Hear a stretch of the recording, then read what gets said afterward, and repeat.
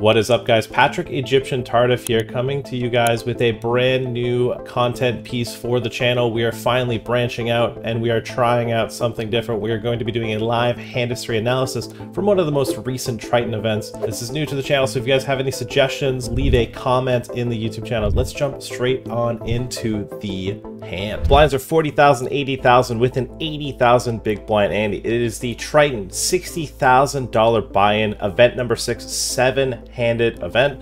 We are final 10 and 8 players make the final table. We have 5 players per table. And at the moment, we start the hand with Leon Sturm, better known as Remuculus online, and he has pocket aces. He's sitting on about 7 big blinds. Phil Ivey in the big blind with 3 deuce offsuit and has about 16 big blinds. What makes this hand so incredible is the fact that this entire hand takes place in what I like to call fairyland. This isn't based on theory. The realistic scenario, in my opinion, is that this should never occur. And this is primarily because I believe that in Leon's shoes, with 7 big blinds, with final table ICM, with the big blind ante in play, there really should be no limping. It should either be a small raise or a all-in. This is just because with 7 big blinds, it's really hard to have some sort of way to balance. Plus, we have so much benefit from just taking the pot down immediately that I just don't think there's going to be any limpings. Leon does opt to limp, and if Leon is going to have a limping strategy, he's probably going to have some hands that limp, including 9-5 off, maybe Jack-3 offsuit. Things that don't really want to jam, but still can do okay in a limp pot, as well as balancing it out with the amount of combos that aces has. It is a tricky spot to try to keep on a balanced level, and we are tangoing with the GOAT, Phil Ivey. This is one of the best to ever do it. That's what makes this hand so incredible. Now, when it limps to Phil, we have what we can arguably say is a happy raise situation here. When we're facing a situation from Leon where he limps, we could pick a select few hands of whatever we feel like that's just absolute trash to mix in with our value that we raise here. Whether it's 3 deuce off as we see here, or perhaps we could also be raising hands like 9-4 offsuit, 10 deuce offsuit, sort of classic hands. We could pick or choose whatever we want to use, but as long as we aren't doing it pure, things will be good. Ivy elects to raise for around 2.6 big blinds, or 215,000 chips. I feel like this is a slightly too large of a raise.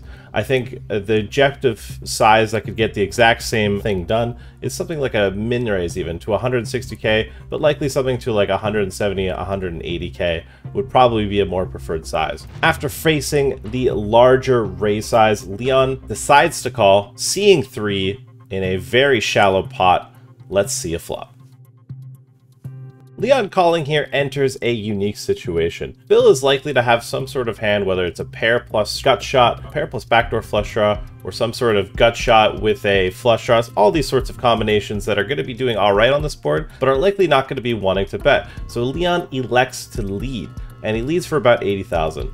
I think in this situation, Leon could potentially lead for a little bit more, whether it's even, 90, 100, or even 120,000. I think in Phil's shoes, he's going to be much indifferent regardless of the sizing, and is likely going to continue anyways with any sort of holdings like this, like with 3 deuce. Or if Phil's got, Jack 4 offsuit with the backdoor heart draw, and he's got a gut shot as well. A lot of those hands are going to continue. The hand plays out pretty quick, but there's a lot of intricacies as well with this. If Phil has a very strong hand, he's likely to continue and potentially just jam over this raise, and Leon's going to get it in with his aces versus something like queens or kings that'd be doing very well. I think objectively this lead from Leon is very good. In Phil Ivey's shoes, we've got a bottom pair, we've got a backdoor flush draw, and an arguable backdoor straight draw, whether or not it's actually something to note. I think from here, we have a pretty simple call. Objectively, if we raise, it doesn't achieve anything because we won't make better hands fold and we won't make worse hands call. Ivy elects to click the call button and we head to the turn. Pot grows to 590, now a heart on the turn. Sturm's got that all covered. Yeah, couldn't ask for better texture as Sturm slow playing aces off of 7 bigs. Of all the streets, this one is by far the most complicated and intricate. It all really boils down to what Leon perceives his range to look like. On the Jack of Hearts, completing the flush, Leon does hold a key Ace of Hearts card. This allows him to not be afraid of very many rivers and the option to check. However, I think in this situation, if Leon wants to put more money in the middle, he needs to opt to bet. This is a situation where I don't think Phil Ivey is going to be putting money in with a lot of worse hands, and he does want to potentially see rivers with a lot of those weaker holdings, things that have gut shots, things that have the backdoor flush draw that now has a flush draw on the turn. If Phil Ivey has a hand like one pair, he's not going to be wanting to mash money in. If Leon is looking to get value from hands like queens, kings, maybe a turned jack, Phil is never going to be folding these hands on the turn. He's likely never going to be folding any of these sort of draws that have a lot of equity on the turn as well, despite the flush draw being dead. Realistically, Phil Ivey won't have very many flushes in his range either. A lot of the time here, especially 7 big blinds effective, if he's going to have a suited hand, it's likely going to have put all the chips in the middle, albeit some hands like ace-king suited, ace-queen suited, which Leon blocks. So Leon in this situation just isn't going to be afraid of flushes. The only thing I think Leon should be worried about is something like pocket jacks or maybe jack 3 offsuit that then made 2 pair on the turn. Once check 2, I think Phil Ivey has a simple decision. I think it's best for us to check. We get to realize our equity, potentially make a flush on the river, we can make 2 pair of trips on the river, and as well, once we see a river card, we can determine whether or not we want to be making a hero call or hero fold, given how small the pot is. Ivey opts to click the check button, and we see a river card. You look at SPR, it's less than half. Oh My gosh. And this is less than optimal, as the most innocent looking of river cards, the deuce of spades, comes on the back end of a check back from Phil Ivey.